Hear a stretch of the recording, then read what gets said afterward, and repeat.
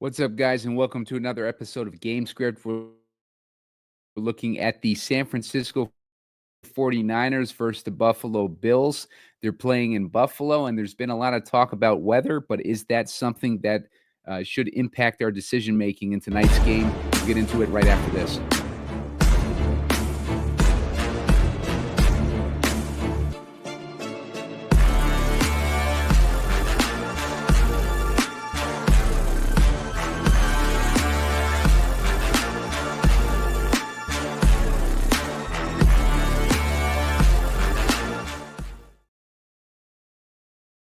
What's up, guys? Simon Edwards at Pumacom here with Heatseeker Sports, and you're watching Gamescript, looking at the San Francisco 49ers versus the Buffalo Bills. We got a 44.5-point total with Buffalo as 6.5-point favorites in this one. San Francisco is a team that's been decimated with injuries to the defense and the offense, a bunch of players that are going to have a major impact on tonight's game that aren't, the skill position players that we plug into our fantasy lineups. On top of that, Buffalo's been on a roll just in general this season. They're not dealing with a whole lot of injuries, but they do have a couple that should impact how we make some of our decisions tonight. And I'm going to get into that. But first, make sure to hit the like button. I'm looking for 30 likes to put out a shorter video. And make sure to subscribe to the channel. I'm looking for 1,300 subscribers. Only need about 50 to get there. Hoping to get there before the end of Monday night's game. So if you guys can hit that subscribe, that'd be great. You want to subscribe to get alerts when these shows come out because they pop out, at any time. I don't really have a set schedule for when I'm able to record these. So let's get into this. Into this breakdown. I'm going to share this DraftKings screen with you guys. So it's been a just an interesting season for the San Francisco 49ers. They're still in contention. I think they're only about a game out of their division, depending on what happens in the rest of the games going on today. It's Sunday afternoon. But they're not out of the playoff hunt yet, but they have to start winning some games. And the problem with San Francisco is that they've been dealing with a ton of injuries. And we can take a look right now at some of the injuries that we're looking at tonight. Trent Williams is going to be out. That's going to have a big impact on the run game and also on Brock Purdy tonight. Aaron Banks, starting left guard, is out.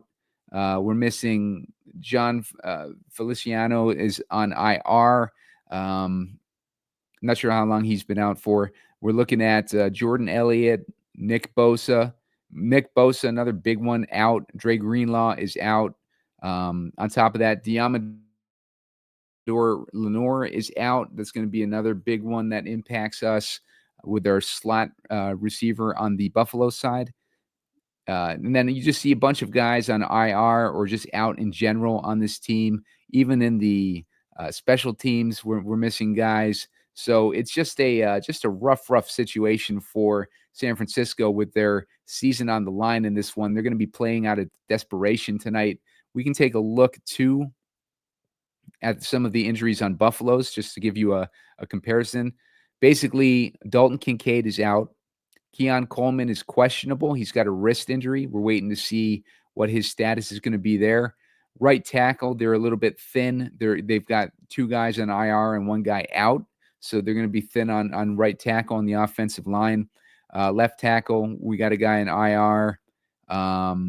Other than that, we should be getting Matt Milano back, and that could impact George Kittle's outlook.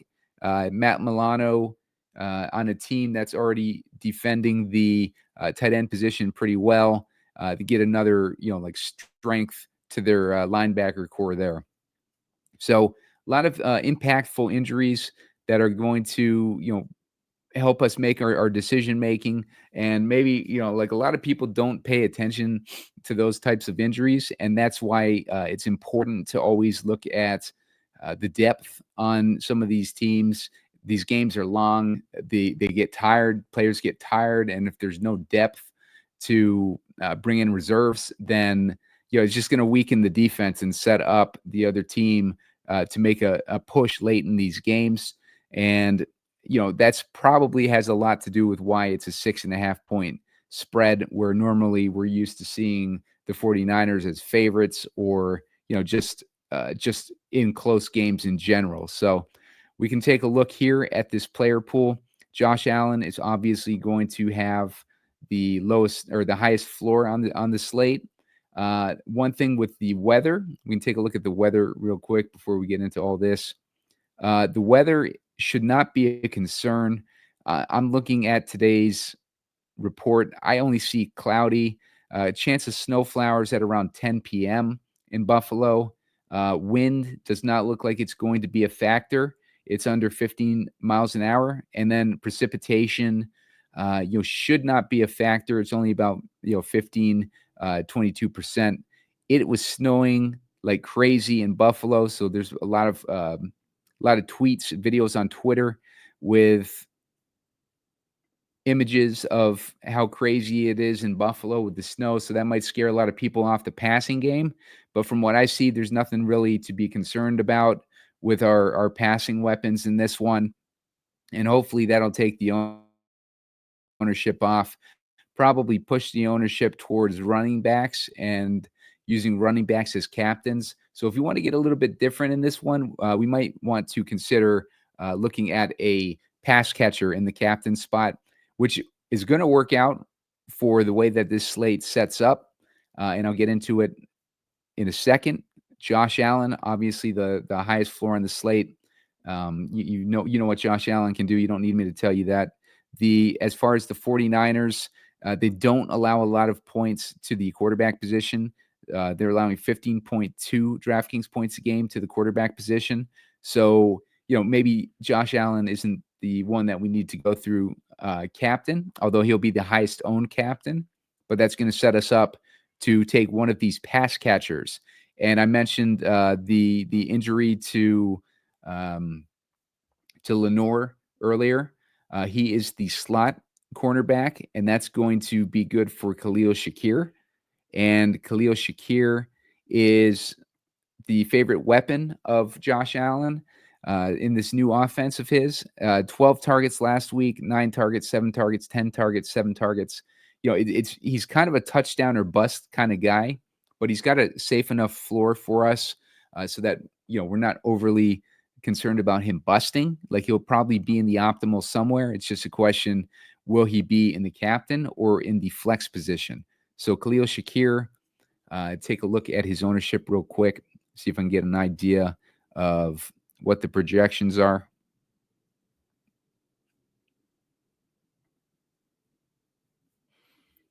So Shakir in the captain is what I am interested in.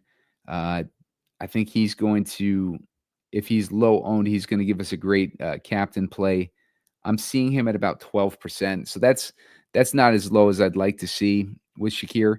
So maybe, like, we can keep him in the captain pool, but there are other guys that we can consider. James Cook looked like he's under 10%. So, like, that's an interesting play right there. Other guys that I like, going to be Deebo Samuel, with the weakness of Buffalo being versus the slot receivers. Deebo Samuel runs a decent amount of his routes from the slot. He hasn't done anything lately either, which makes him even more appealing as a captain option. And that's going to take his ownership down. He's looking at about under 6%. So Deebo Samuel in a good matchup. Keep in mind, with Trent Williams out, it's going to be a little bit shady for Brock Purdy throwing the ball, but also Christian McCaffrey. That's a good reason for us not to necessarily have Christian McCaffrey in the captain, unless he is low owned. And I'm looking at him as the highest owned guy on the slate for the captain position. So that is, to me, going to be an easy fade at this price in the captain spot. Has me looking at Cook, has me looking at Samuel. Normally I'd be looking at Kittle, but with Milano back, that's going to knock Kittle down a little bit for me. Shakir, I'm looking at in the captain. And there's I think that's about it that I would be interested in the captain. Out of those, with the ownership that we're seeing on Deebo's going to make the most appealing captain to me. So we can check and see if that's going to work out. McCaffrey has not done a whole lot since he's returned, but he obviously can break out at any time, despite the matchup and despite the situation with Trent Williams being out. Although that should have a big impact on the performance of McCaffrey. Cook, as I mentioned, having that low ownership, that is going to be good for us. Cook has actually been scoring touchdowns this year, and it's boosted his fantasy value a boatload.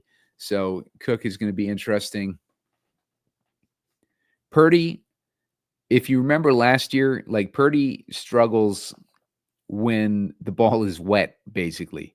So if there's any precipitation, any worries about like a wet field or rain or maybe snow, then Purdy would you'd probably be able to knock him down a couple notches. But with this game looking like we're not going to have to worry about that kind of stuff, it's still going to be a wet field because it's snowed like 3 feet in Buffalo in the past 24 hours or whatever it's been. But Purdy, the biggest concern with Purdy is going to be Trent Williams not in the game. So I think the precipitation shouldn't be a concern, but not having Trent Williams in the game is going to be a bigger impact to Brock Purdy and knocks him down a notch or two. Deebo Samuel, I talked about. Kittle has been great this season. He's been consistent. He's been really good. He's got that Milano matchup that I'm concerned about. The strengthened linebacker core that was already good against the tight end position. But Kittle, we're looking at a 5% captain rate. So we can make a story about Kittle being good tonight.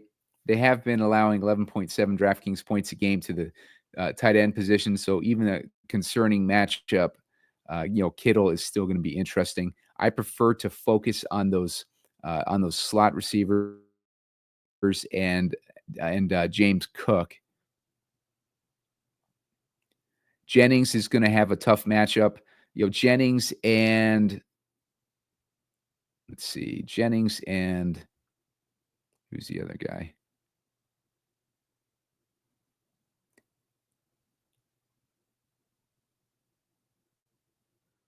I guess Jennings in general is the one that I think is going to have a bad matchup tonight.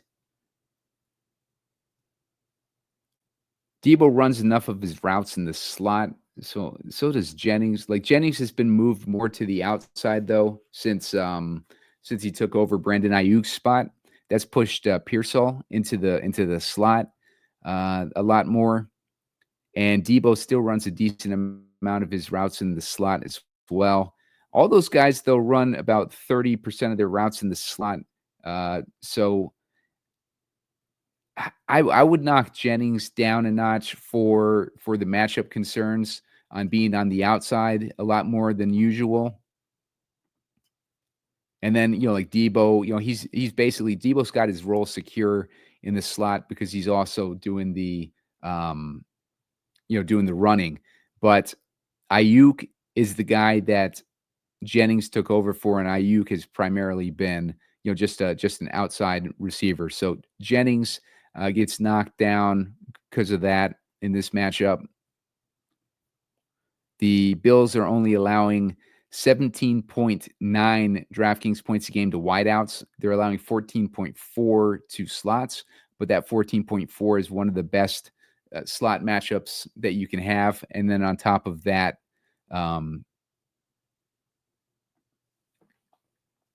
we have the like some of the injury situation going on in Buffalo there. Let's see. Let me take a look back at there.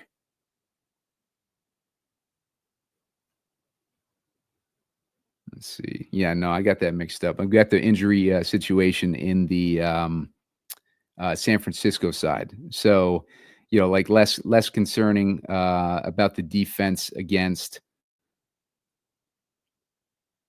the slot receivers of San Francisco. So forget I said that.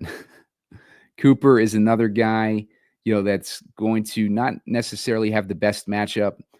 Cooper being an outside receiver on the Buffalo side. These teams are similar, which is why I'm getting mixed up here, because Buffalo is allowing 17.6 DraftKings points a game to wideouts. San Francisco is allowing 17.9 DraftKings points a game to wideouts. So some of these wideouts, Keon Coleman, if he plays tonight, he is dealing with that wrist injury, and then Amari Cooper are going to have those wideout matchups that are pretty bad, for the Bills. Even though we have those injuries to San Francisco's secondary and San Francisco's defense in general. It looks like they're getting back Charvarius Ward, so that is going to be like a big deal for defending the pass. Something that could cancel that out, though, is obviously Nick Bosa being out. Having less of a pass rush on Buffalo. That could open things up a little bit more for those wideouts. But I think I prefer to go with the slot receivers still on this one and maybe stick to those. All right, so Dobbs, obviously a quarterback. Let's see, next guy, Coleman. Same concerns with Coleman. He was looking good before he got hurt, but I don't think that Coleman is necessarily in play tonight. Bass and Moody, no wind issues. It's just cold. If these defenses are able to hold, then Bass and Moody both should be in play. Bills D, I'd say the Bills D is in play. They're healthier than San Francisco's D, and then we have all those concerns without Trent Williams on the 49ers offense. Pearsall, the other slot receiver. I'm interested in Pearsall tonight, even though he hasn't done anything the last couple weeks, just because of that slot matchup.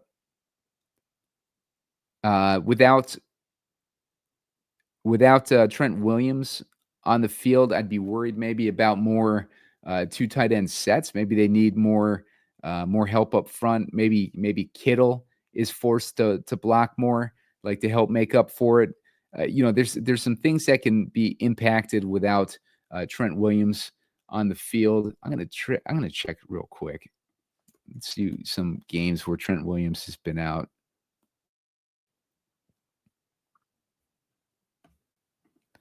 Gonna look at his career stats.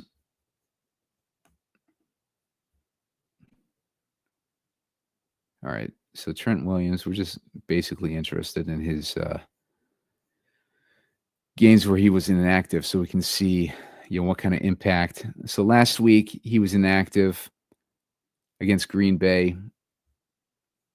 Purdy was out too, though, last week, so this isn't a good point of reference for us.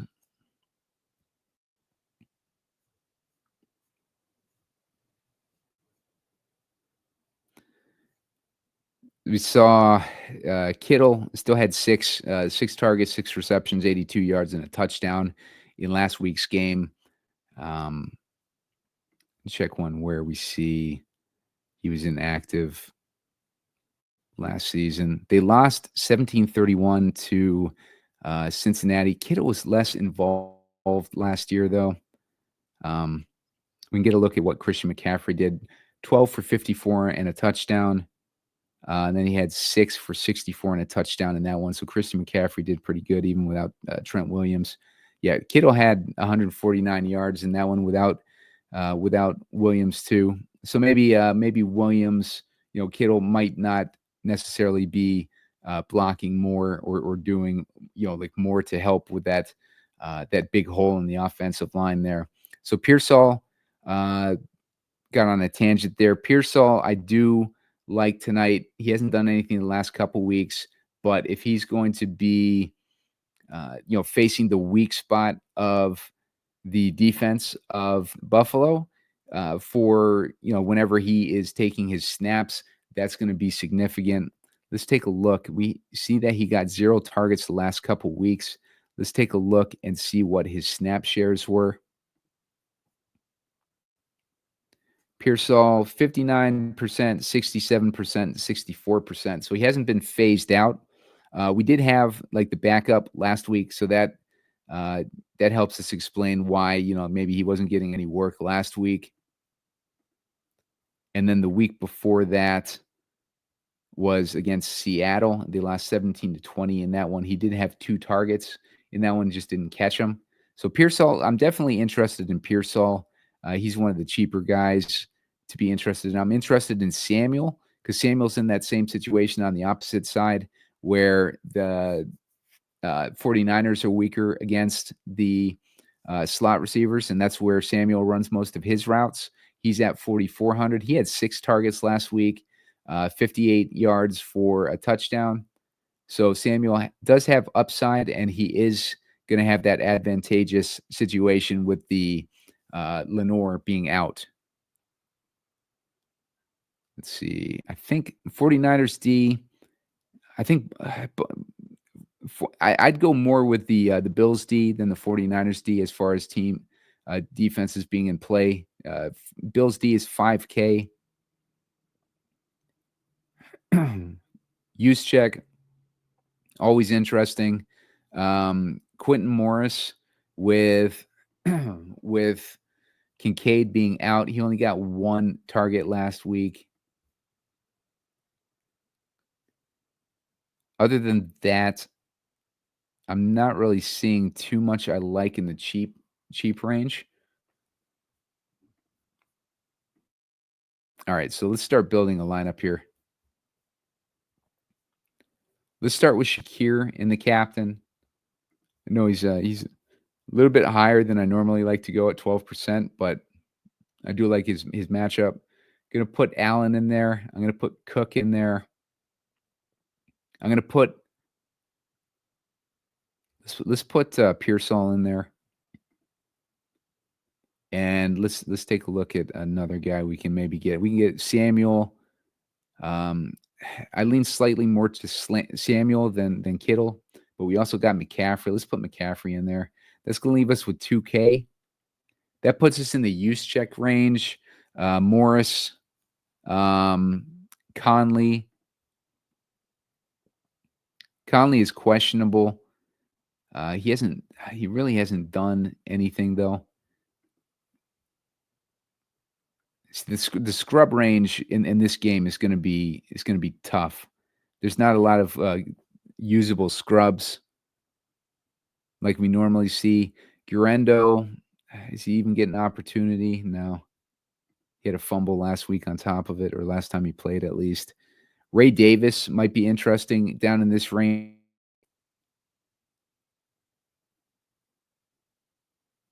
But yeah, it's really, really tough. Like, so if we take out McCaffrey and we want to put in maybe Deebo Samuel, it's going to put us at 3,600. That way, at least, we have Mac Hollins, 49ers D. You got a few options. Nothing really, really great there either.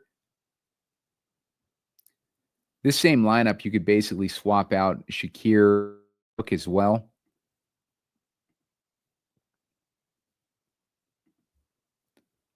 Gets us 2,800. That leaves us with Ray Davis as an option. We got Mason and Juszczyk as well. So we got a few options there. I think if you wanted to go with, let's try Samuel in the captain. Going to stick with Allen.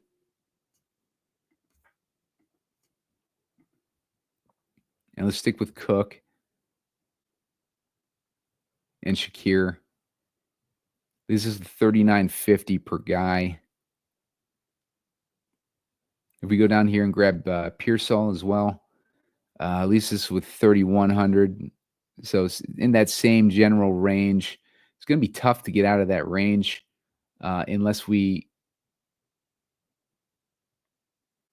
unless we do something like, let's say we take Cook out.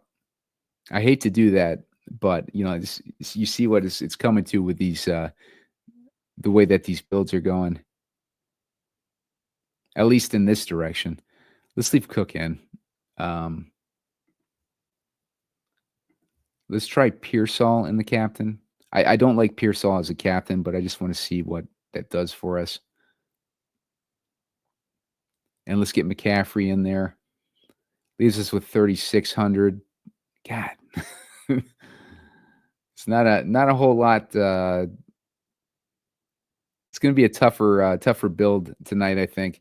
I think in this build, I'd probably put the 49ers D and just hope that something happens where they get a touchdown or something like that.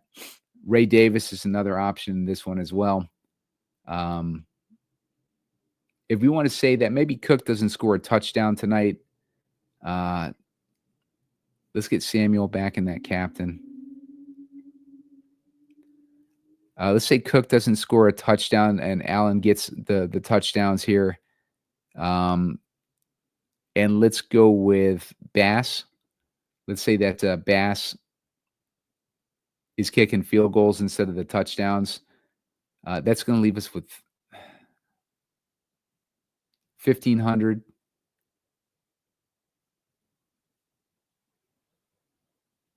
And that puts us in the same situation. So McCaffrey's going to be a tough one to get into to lineups, I think. Let's put Shakir back in that captain.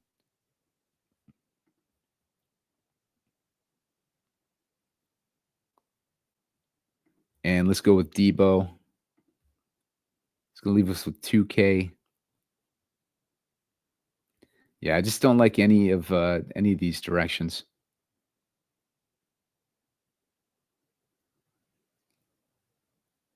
Let's take out Deebo and put in Pearsall.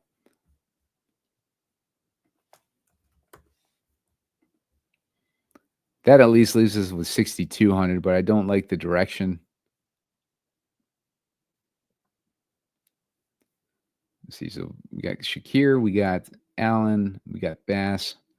Yeah, McCaffrey's just going to be a huge roadblock for us. I think that's like one of the guys that we have to, consider a major decision point. We take him out. We put Cook in this build. Let's swap out Pearsall back for Samuel. Leaves us with 3K, still in that same range. So it's going to be tricky to build lineups tonight.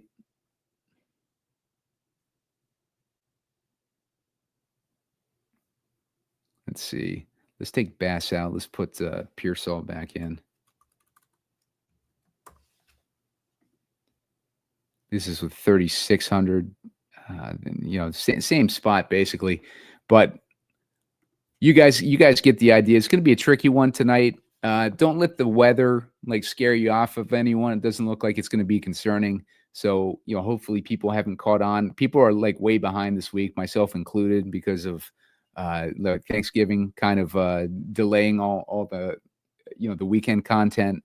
So just keep an eye out on the comment section. I'll put my favorite plays in there when we get closer to lock, and make sure to hit the like button. Give me the 30 likes so we can put those guys in the comments, and make sure to subscribe to the channel. I'm looking for about 50 more subscribers by the end of Monday.